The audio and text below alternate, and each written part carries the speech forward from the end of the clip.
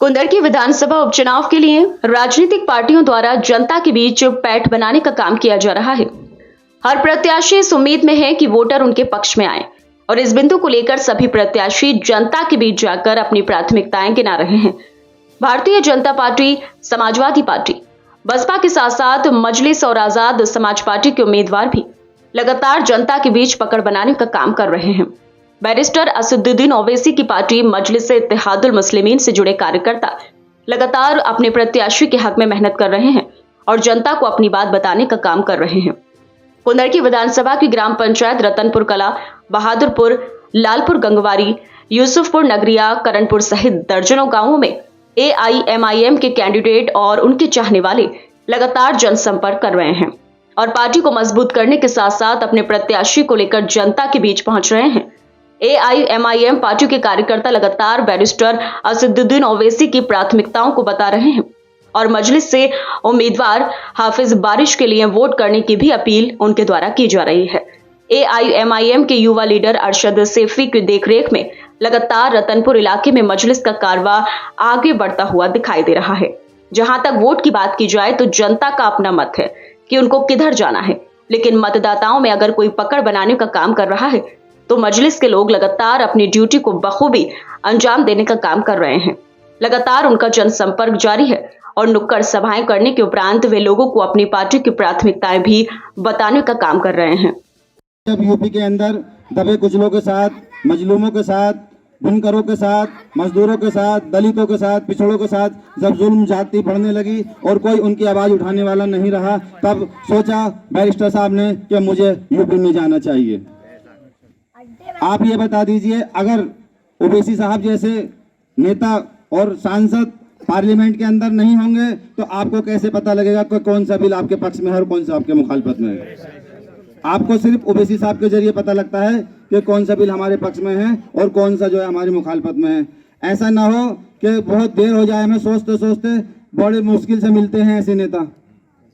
मेरे खुद 2-4 मेरे दोस्त हैं जो जाटो समाज से आते हैं, मेरी उनसे बात होती है, वो कहते हैं हमारे यहाँ अगर नेता थे ऐसे तो बाबा भीमराव अम्बेडकर बना दिया गया, काशीराम बना दिया गया, और आपके यहाँ एक बैरिस्टर है जो इतना पढ़ा लिखा, इतना काबिल, यहीं हिंदुस्तान के अंदर ही नहीं पूरी दुनिया के अंदर 10वें नंबर के नेता हैं वो, और आपको कदर नहीं। हमें कदर करनी पड़ेगी, जैसे कि जब तक हमारे माँ बाप हमारे बीच में होते हैं तो हमें वो इज्जत या हमारे बीच में वो कदर नहीं होती है, क्योंकि जाने के बाद ही कदर होती है कि अब हमने क्या खोया है। क्योंकि जो चीज़ होती है ना उसका एहसास नहीं होता, जब वो चली जाती है तब एहसास होता है। मैं आप लोगों से पूछना चाहता हूं, आपके कोई भी मुद्दा हो, चाहे मदरसे का मुद्दा हो, ज्ञान बाबी मस्जिद का मुद्दा हो, बाबरी मस्जिद का मुद्दा हो, या बिल्किस बानो का मुद्दा हो, या बहराइच का मुद्दा हो, या किसी भी जगह का मुद्दा कोई भी हो, अगर आपने अभी तक, मैं आपसे पूछना चाहता हूं, यहाँ कितने लोग हैं? एक तो लोगों ने जो वोट कर दिया होगा ओवैसी साहब को, वरना सबने समाजवादी को वोट किया होगा। मैं पूछना चाहता हूँ आप लोगों से, क्या समाजवादी के नेताओं ने, क्या समाजवादी के लीडर ने क्या आपके लिए आवाज उठाई? अगर नहीं उठाई तो आप, अगर जिसने आपकी आवाज उठाई है, आपकी आवाज किसने उठाई, मैं आपसे पूछना चाहता हूं। तो वोट का अधिकार किसका है? जो हमारा नहीं, हम उसके नहीं। और लोग, मैं ये बता देना चाहता हूं, कुछ लोग सोचते हैं ये मुस्लिम पार्टी, ऐसा नहीं है। ये हर मजहब की पार्टी है, ये हिंदू की पार्टी है, मुसलमान की पार्टी है, सिख की पार्टी है, ईसाई की पार्टी है, ये हर मजलूम की पार्टी है। देखिए, पार्टी का कोई मुखिया हो सकता है, मुखिया तो एक ही होता है, लेकिन पार्टी किसी की एक ही नहीं होती, पार्टी सबकी है। ये हिंदू, मुसलमान, सिख, ईसाई सबकी पार्टी है। और मैं यहाँ मुस्लिम लोग भी हैं, हो सकता है गैर मुस्लिम भी हो, मैं उनको ये बताना चाहता हूँ कि ये हिंदुस्तान जो है ये 4 पिलरों पर टिका हुआ है, हिंदू, मुसलमान, सिख, ईसाई। अगर एक भी पिलर यहाँ से हटा तो ये हिंदुस्तान हमारा डगमगाने लगेगा। सर, ये रैली हमारी साहब के समर्थन में असदुद्दीन ओवैसी साहब जो खड़े हैं, ये सदस्य जो हैं उनके सदस्य समर्थन में आए हुए हैं और उन्हीं की ये रैली है। क्या कहना चाहेंगे? पार्टी अच्छा काम कर रही है और माशाल्लाह मुसलमानों के हक में जो समर्थन देते हैं, बहुत अच्छा समर्थन देते हैं, बहुत अच्छा सपोर्ट करते हैं मुसलमानों को। हर मुद्दे में मुसलमान जब कोई पिछड़ता है या कोई मसला ख़राब होता है तो सबसे आगे जो हमारे हक में बोलते हैं वो ओवैसी साहब बोलते हैं। और माशाल्लाह आपके मुसलमानों ने ठाना है कि आपके पतंग को वोट देकर ओवैसी साहब को ही कामयाब बनाना है।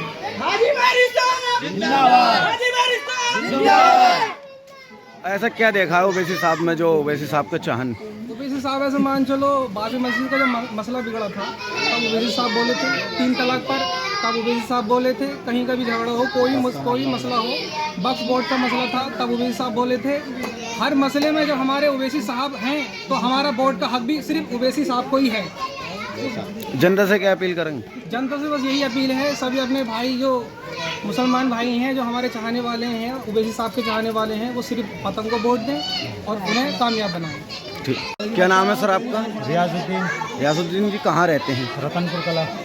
ओवैसी साहब की रैली आज, क्या कहना चाहेंगे, क्या है? ये कहना चाहेंगे हमने अब तक सपा को, बसपा को, कांग्रेस को, सबको वोट दे दिए, अब हम ओवैसी साहब को वोट देंगे। ऐसा क्या देखा ओवैसी साहब के अंदर? ओवैसी साहब में ये देखा कि वो सारे मुद्दे हमारे अपने उठाते हैं और कोई आदमी ये नहीं कहता कि हाँ साहब मुसलमानों के हक में बोल रहे हैं।